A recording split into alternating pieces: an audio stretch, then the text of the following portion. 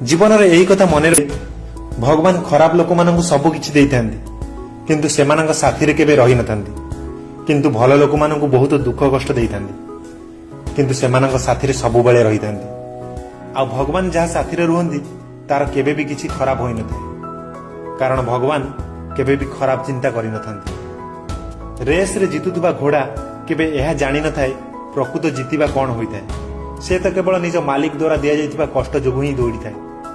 ठीक सही परी जीवन जेतेबेले आपनकु कष्ट देव सेतेबेले यह बुझीजिबे आपण मालिक आपनकु जितेबाकु चाहूची। जीवन में कठिन परिस्थिति और दुख कष्ट केबे आमको बर्बाद करबा पई आसी नथाय बरং आम भितर लुचि रहितबा शक्ति और सामर्थ्य को बाहर करिबारे आमको सहाय्य करबा पई आसीथाय। जीवन में जेतेबेले दुख कष्ट रे भांगी पड़िबे सेतेबेले एही कथा मने रखिबे ईश्वर भांगी जाइतिबा जिनिसर व्यवहार बहुत सुंदर भावे करंती।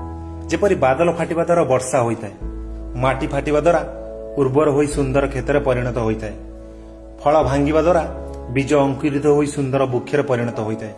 तेणु जीवन में जेतेबेले भांगिला परि अनुभव करिवो सेतेबेले यह बुझीजिबे ईश्वर आपणक व्यवहार कौनसी बड़ उपयोगिता पई करबा पई चाहुछन्ति। ईश्वरक निर्णय रे खुशी रे रहिबा पई चेष्टा करंतु कारण ईश्वर आमको ताहा देई नथांती जहाँ आम पाई भल होइथाय बरং आमको ताहा देइथांती जहाँ आम पाई मंगल होइथाय।